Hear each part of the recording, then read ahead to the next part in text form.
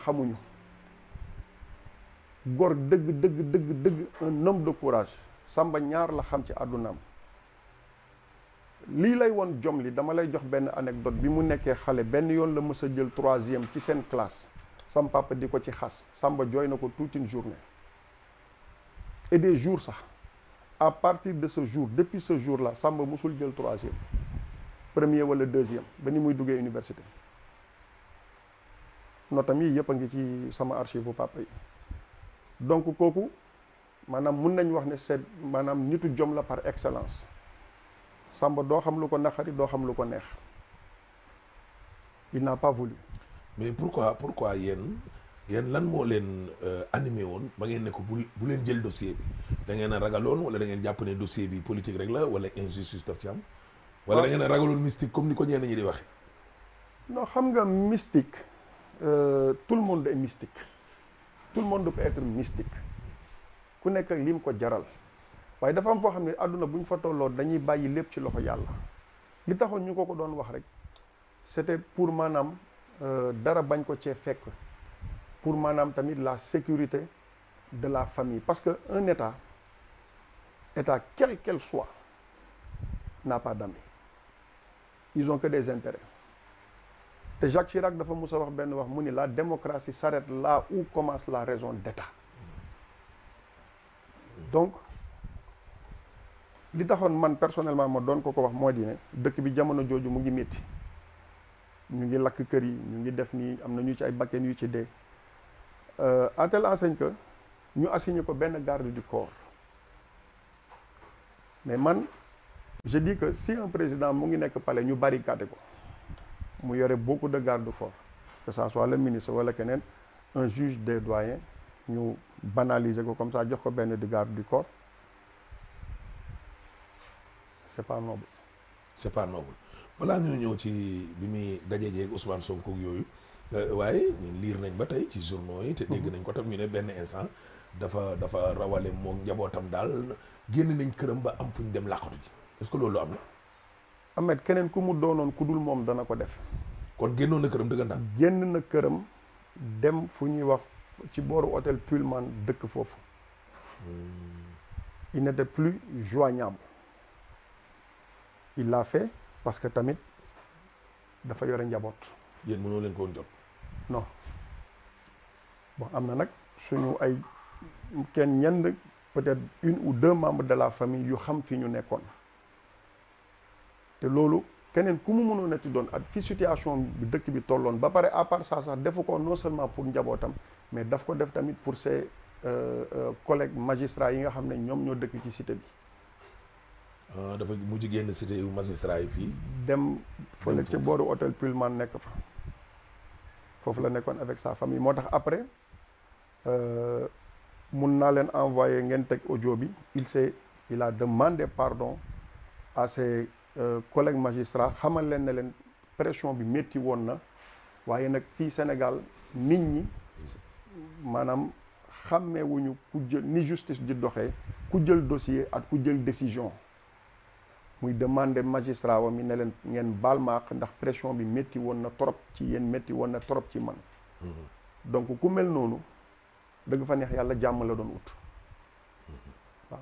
d'accord léegi balaa ñoo ñëw nag ci wàllum levée du corps bi ak bi mu génnee àdduna ak bi ñu leen waxee ne làqu na ak yooyu. bi muy dem. jokkoon na ak sa papa. bi muy dem xamalu ko kenn parce que bi muy gisee ji ak Ousmane Sonko ak yooyu yëpp.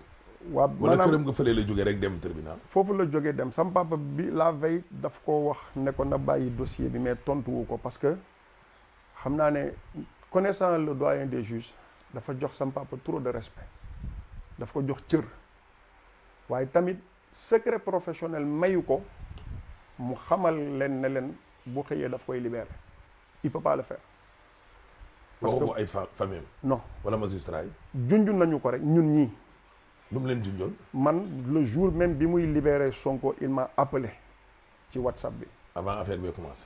avant mu koy recevoir une demi-heure avant muy recevoir Sonko il m'a appelé ci WhatsApp bi parce que comme je n'arrivais pas à le joindre ma bàyyee ko message xam naa ne bi mu connecté waatee téléphone am connexion bi mu gis sama message yi il m'a rappelé ma ni ko sa liggéey la man mënuma ci dugg seetal li la sa conscience may ak li la loi may nga def ko pour l'intérêt du pays. léegi lan la junj. mu ni ma tout ira bien bu fekkente ni ci man dong la des réew mi du tàkk ku dee rek nag yàgg sa bàmmeel xëy na nag dina am ñoo xam ne dinañ ne mbokk moo nekk di wax waaye mbokk gi dafa am lu ko jiitu mooy dëgg gi ca yàlla lim ma wax rek laa wax textuellement. loolu yow lan nga ci njàngat maanaam mooy du ma tëj Ousmane Sonko. man xamoon naa ne du ko tëj jour boobu biñ ci waxee xamoon naa ne incha allahu rabbi dina ko libéré waaw. loolu moom waaye am na daal kenn ci seeni mbokk yoo xam ne moom dëggal na ni sax. doyen dafa ne nekkul ne moom moo mettre Ousmane Sonko sous contrôle judiciaire loolu c'est-à-dire. man mii di wax ak yow nii. il me l'a dit. ah mais moom bu sous contrôle judiciaire wul Ousmane Sonko kan moo ko def alors. ah mais la hiérarchie fii Sénégal la on parle de démocratie mais ñëpp xam nañ ne Afrique la vraie démocratie. non hiérarchie mais greffier bi mooy toog ak Ousmane Sonko ak avocat am ak moom mooy du bind. xam nga lim ma wax. dama ne ko léegi nag naka la fa mbir mi demee bi ñu paree ba pare ne ko ci jërëjëf parce que il faut tamit le remercier après tout ndax jàmm amoon na te jàmm jooju moom la ñëpp doon wër. moom la ñëpp doon séentu. mu xamal ma ne ma moom placé wu ko sous contrôle judiciaire. ah mais kon kat moo ko placé sous contrôle judiciaire. ñi ci kaw. ay kilifaam. ah mais bien sûr. mais c'est eux qui l'ont placé à ñan ñooy ay kilifaam loolu Ahmed journaliste nga je pense que di nga ko xam. ministre bi président Serigne Bassirou Gueye. ñi ci nga xam ne daal ñoo ko yilif. ñoo placé Sonko sous contrôle judiciaire mais du Samba Sall. ah mais xanaa cachet beeg signé moom ku mu doon jàkkaarloo xanaa bu paree moom dina signé juge bi signé wala. l'État a beaucoup de moyens. mais moom nekkul ne moo placé Sonko sous contrôle judiciaire. mu ngi ci dëgg maa ngi ci fen nekkul ne moom moo ko placé moo tax loolu il faut que sénégalais yi xam ko. il faut que sénégalais yi xam ne Samba Sall dafa sauver le Sénégal. mais li nga wax noonu garaaw na de. Ahmed. Samba Sall bu ñu doon wax ne kan moo war a nekk l'homme de l'année ci année 2021 bii. moom la war a nekk. ndax jàmm or nañu ci jàmm. julli ci jàmm delluwaat ci jàmm ñëpp nekkaat ci jàmm. gannaaw yàlla du procureur du président du keneen du sëriñ du kenn c'est lui. Samba Sall il est mort dignement ndax il s'est sacrifié ndax xamoon na li ko ci mën a fekk. mais kon yéen mbokk yi daal da ngeen jàpp ne décision bi Samba Sall waroon a def Ousmane Sonko defu ko maanaam fekkiwul ay kilifaam dañ ko doon dicté. non Samba moom kenn mënu ko teg pression Samba Sall bi ma xam man xanaa mu changé ci diggante bi. ah ñu doon gis ñu ne Sonko moom defaraloon nañ ko cellule lépp wala. mais xam nga waxoon nañ fi parce que fii moom c'est un pays de waxoon nañ fi wala dégg naa. ne Macky Sall Ablaye Wade da nga ko doon préparer une chambre à Rebeuss waxoon nañ fi it ne Idrissa Seck lii wëg lale donc. yéen li ngeen jokkoo laa wax ak sa cousin li nga jokkoo ak doyen des juges laa wax man. yéen loolu déggoo leen ko woon. maanaam ne moom mi ngi dund pression laa wax. mais pression bu métti Samba pression bi mu doon dund doomu aadama antanu ko. bu jógee ci nguur gi. partout. xam nga am pression du pouvoir pression des collègues pression de la famille pression d'un peuple parce que ñëpp a ngi doon séentu waay nañ ñu dimbale ngir yàlla jàmm am ci réew mi ndax jàmm la Sénégal xam mu nekk ci loxowu benn nit nga war a yow tous les jours xamuloo ndax boo génnee sa kër di nga dellu siwaat pour fekk ci sa njaboot dafa métti rawatina nag ci réew moo xam ne nii on vit dans un pays boo xam ne nii c'est un pays où il y a pénurie de discipline nit ñi dañuy génn di wax lu leen neex sans même savoir la personne bi ñuy waxal kan la. Samba Sall dem na ba wax ay mbokkam. ne leen daal moom nguur gi sax la gën a ragal à 90% que l'autre camp loolu dëgg la. il me l'a confirmé. yow mii man mii di wax ak yow il me l'a confirmé man ñaanuma ku dul Samba Sall sax du ma wax ci moom lu dul dëgg muy dund ak muy dee. mu ne benn instant nguur gi la gënoon a ragal sax. il m'a fait savoir que ni. moom il a beaucoup plus peur de l'État de l'État que que du camp de Sonko. Parce qu'un État est trop puissant et ils ont trop de moyens. ñu ciy waxtaan di ci waxtaan bay dugg ci le cas de commissaire divisionnaire boobu ñu fi reyoon au temps Cheikh Sadibou dañu retrouvé woon la comme au Mamel ak maître Babacar Seye ba ma sax ma ko ci dox d'autres exemples ne ko am na fi sax au Maroc le cas de Ben Barka bi ko Assane II di faagaagal reyee wuñ ko biir Maroc ñu ngi ko reyee en France ñu waxtaan ci sax ba ma joxaat ko sax beneen exemple bu princesse Diana ñu ngi ko reyee ci pont de l'Alma en France ba léegi personne kenn waxu ci dara. kon bu ma déggee sa wax daal mooy yéen maanaam seetaloo leen nguur gi ci DM gi à 100%. loolu moom du ma ci dugg sëñ Ahmed yàlla rek a xam parce que dafa am benn affaire bu ma gëm. boo demee ci alxuraan. nga jàng suratul Luqman nekkul woon yonent mais yàlla daf ko joxoon sagesse. bi muy conseiller son fils. daf ne ko yaa bunaaya yow sama doom. innaha in taku maanaam lépp loo xam ne nii rek yàlla doomu aadama def na ko lu toll sax ni grain de moutarde. nga jël ko nëbb ko ci suufu roche bu keroog yomal xiyaame yàlla dina ko feeñal. kon ngeen gédd àddunaam bi daal da ngeen teg lépp ci loxo yàlla. dañ teg lépp ci loxo yàlla ba ñu ci am lu ñu leer. mais yéen daal pour yéen kon maanaam ni ngeen expliqué nii mooy dégg naturelul à 100%. loolu moom déggoo li ma la wax ba bés pëncaa ba ñu teg li ñuy wax écran géant. ba lépp génn ci lañ koy mun a xam. mais yéen yor ngeen ay bagages. nañu ko mun a enquête.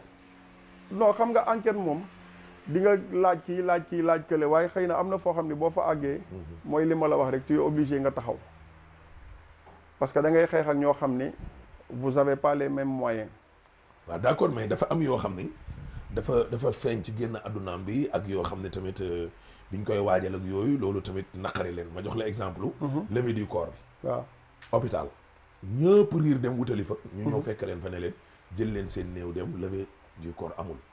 waaw ñoom dañ préparé woon levée du corps au dernier moment ñu ni non levée du corps du am parce que l'excuse bi ñu jox moo di affaire Covid bi mais pour man loolu c'est du cinéma parce que du un citoyen lambda moo dee on parle du doyen des juges un citoyen lambda n'importe qui deewut vous comprenez ce qui fait que ku mel noonu bu deewee je pense que avec il mérite dañ ko war a accompagner avec tous les honneurs yi moom li nga xam ne moom la mérité il faut rendre à César ce qui appartient à César. mais gouvernement am na ñu ñëwoon am na ñu jotoon ñëw. gisuñu leen. kenn ñëwul. gisuñu leen. Macky Sall fan la nekk du palais de la justice. waaw hôpital principal fan la nekk. palais de la république ak hôpital benn la de. benn la d'accord pourquoi il ne s'est pas déplacé ñu rendre ko honneur. kon bi mu feebaree itam seetiwu ko. yëguma ko bi mu deewee it ñëwul daa jaale suñu. te loolu boobu léegi ñëwagul.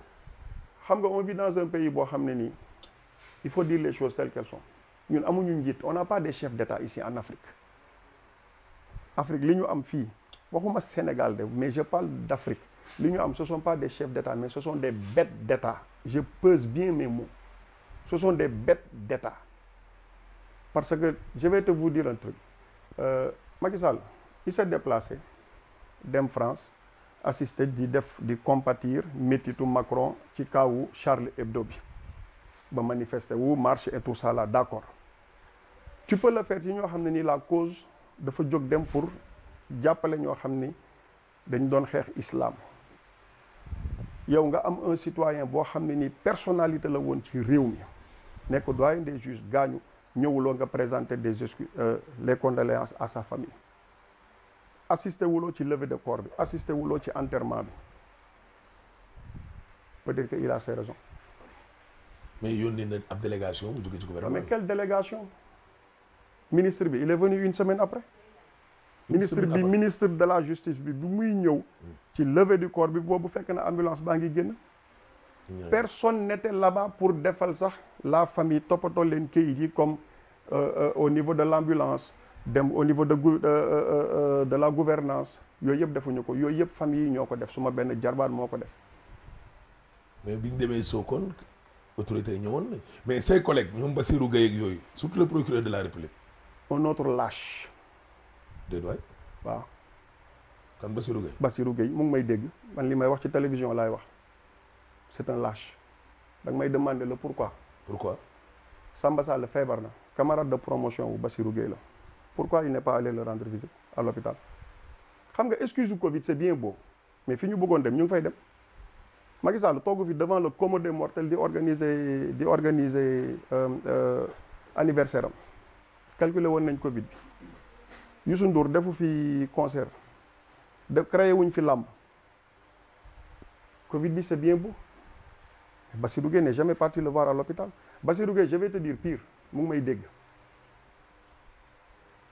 bi ñu demee yóbbu néew bi à Sokone ci condition yoo xam ne nii benn escorte la ñu am benn gendarme moo leen escorté ba jam ñaajo ba jam ñaajo foofu la gendarme bi yem. ah bon ah oui. kon motard bi yeggul Sokone. motard bi jam ñaajo la yem. waaw ñu continuer man juste rek benn entre parenthèse nekk naa fi dans le tourisme ci année 2000 yi jëlee nañ fi ay tubaab. ñu escorté ñu ñetti motard escorté ñu ba Saly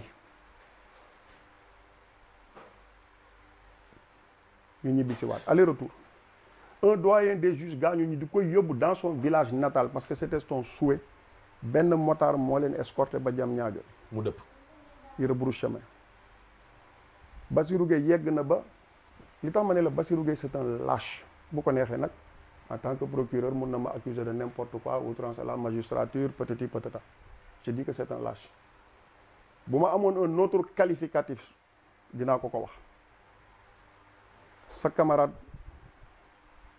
de promotion ngay procureur général de la République moom muy doyen des juges mu gaañu ñu dem ba dans son village natal à Sokone bi ñu yeggee paa yi ne dafa tàng nañu xaar ba tàkkusaan bi ñu doog ko denc parce que dëgg la mag ñi bu njëkk ba bu tàngee ba tàngit heure boobu duñ ciy denc néew moom mu joxe excuse ne dafa am beneen dëj bu muy dem il a rebroussé chemin. kon fekkeewul enterrement bi. fekkeewu ko waaye xam nga lu tax lâcheté bi la at xat-xat bi mu nekkoon. dafa gêné woon. ah mais bien sûr bët bu tuju ros ba pare ñaari lecture man laa ci gis moo di ne benn lâcheté bi la ñaareel bi Samba la mayam toll foo xam ne nii yàlla dimbale na ko ba xëy na un lâche bu mel ni moom du tim ba melam parce que waaye nag na jàpp nag benn mbir li alxuraan wax rek al yawma tujza kullu nafsin bima kasabat li ci yàlla teg nag lu leer la wallahi lazim la zulma al yawma nee na bés boobu bakken bu nekk rek sa bés a ngi ñëw te bés boobu dul bés buy moy la zulma al yawma du bésu fen ndax yàlla du fen waaw moom li yóbbu doyen des juges du ko fi baax parce que l'excuse bi mu joxe xam nga dans la vie il faut savoir mentir boo gisee yàlla lépp lu mu ayee rek y a beaucoup plus de conséquences négatives que positives boo gisee yàlla di ñu ayee fen parce que yéen fen dafay sax yëngal arrache Sëñ Tuubaa daan na wax ne toog di jàng bàyyi fen moo gën toog sax di jàng alxuraan waaw boo taxawee nag nga joxe excuse ne comme quoi da ngay dem assister ci beneen néew beneen dëj boo xam ne kooku bi mu gaañoo yàgg na alors que bii mu ngi fraîche maanaam c'est frais c'est un deuil qui est frais te xas nga déplacé wu ñëw ba foofu diggante tisbaar ak tàkkusaan ñaata heure de différence la nga rebrousser chemin bu fekkente ni nag am na neen lu ko nit mën a expliquer man moom ma démissionné wu ci sama devoir d'entendement. mais moom diggante bi mu jëlee dossier bi noonu ak bi mu tawatee dafa gudd wala yàgg na. non dossier bi. wala daf ko fekk ci feebar bi. non instant boobu bàcc bi mu libéré Sonko sax c'est après qu'il est tombé malade. xam nga dafa dul Bassirou Gueye kese sax on parlait de Bassirou mais Sonko